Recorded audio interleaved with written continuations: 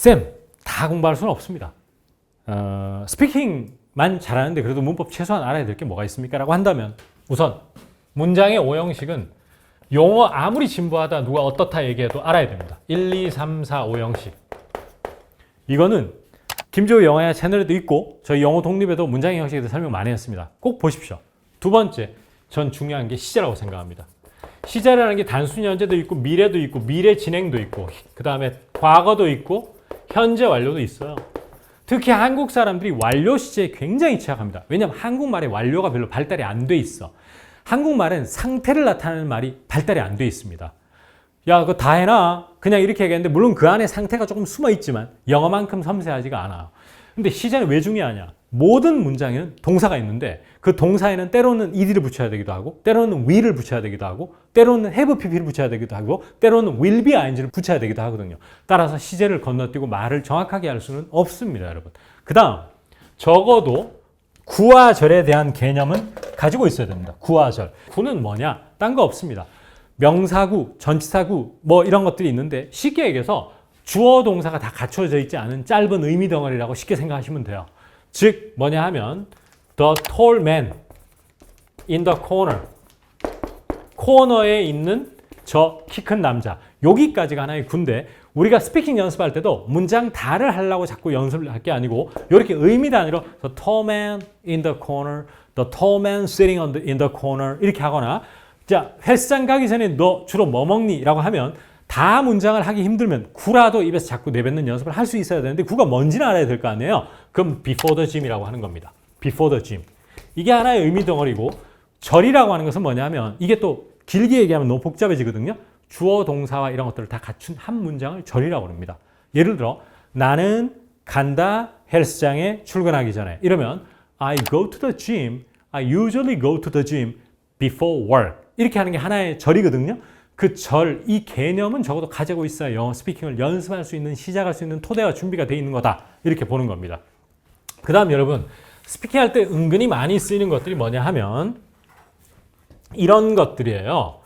여러분, 이 용어도 상당히 어려워하시는 분이 많은데 동명사, 그 다음에 분사, 그 다음 투부정사 이런 것들을 옛날 문법서에서는 준동사라고 그랬어요. 동사에 준한다라고 그래서 쉽게 얘기하면 분사 같은 건 뭐냐 하면 자고 있는 아이 하면 sleeping baby 뒤에 명사를 두고 앞에 동사에 ing를 붙이면 됩니다.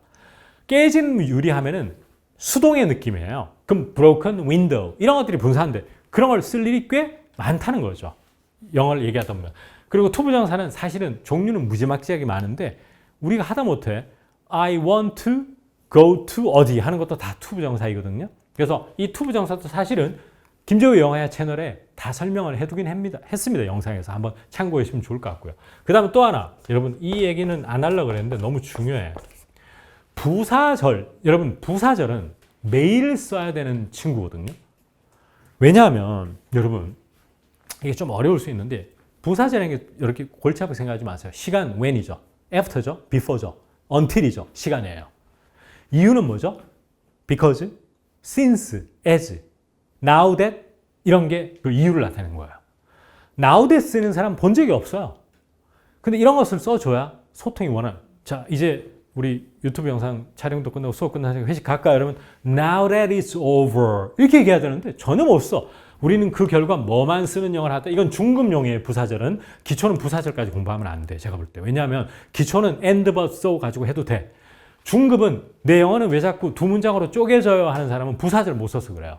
그럼 맨날 class is over, so let's go 이런 영어만 하는 거야. 그게 아니고 now that it's over, now that we are finished 이렇게 할 수 있는 게 바로 부사절이에요. 그 종류가 뭐가 있다? 시간, 이유. 그 다음에 양보라고 하는 건 뭐냐면 비록 뭐뭐 하지만 이거야. although, even though 이런 것들이에요.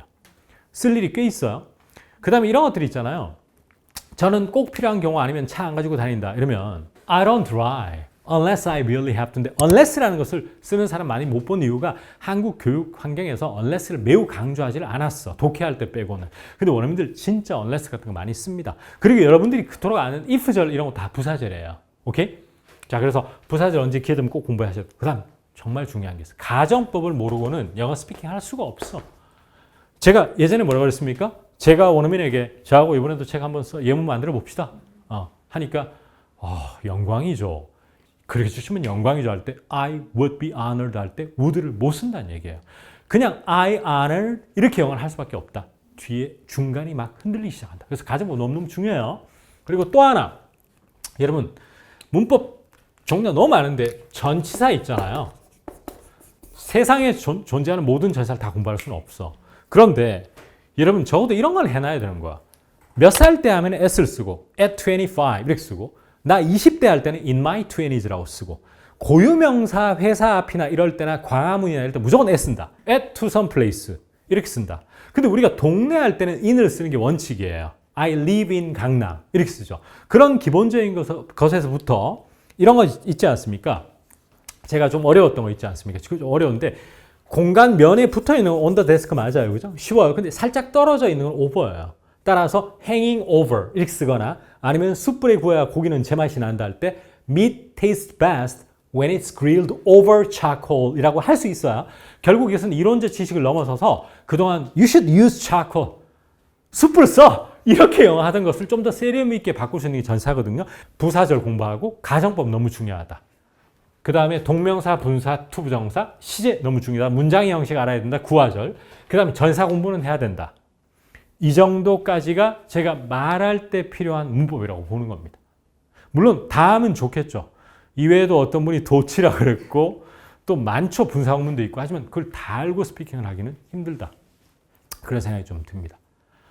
제가 지금 문법책을 이제 제가 지금까지 총 5권 중에서 학습서 4권, 김재호 영어야백, 구동사백, 기초영어야백, 기본동사 지금 교보문고 12주 오늘 기준으로 달리고 있지 않습니까?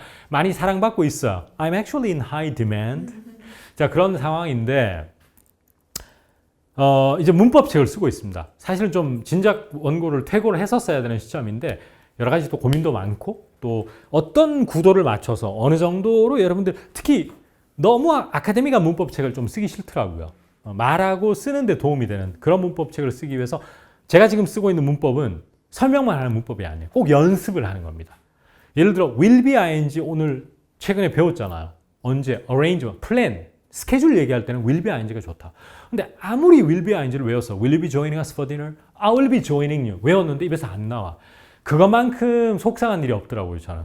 나 아는데 왜 입에서는 안 나오지? 다 기계적 문법 지식에서 멈춰가지고 정신적 뿌듯함만 느끼고 있기 때문이에요.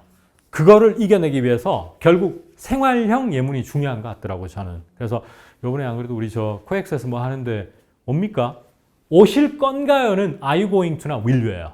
근데 옵니까는 will you be joining us? will you be coming이 맞아요. 그런 거를 실제 맞닿은 예문을 다 준비해가지고 지금 다가가려고 내년에 론칭을 하게 됩니다. 내년 봄쯤에 여러분들 앞에 선보이지 않을까 싶은 생각이 들고 그래서 내년에 또 문법 책과 인강으로 만나 뵙기로 하고 그 중간중간에 유튜브로 또 만나 뵙겠습니다.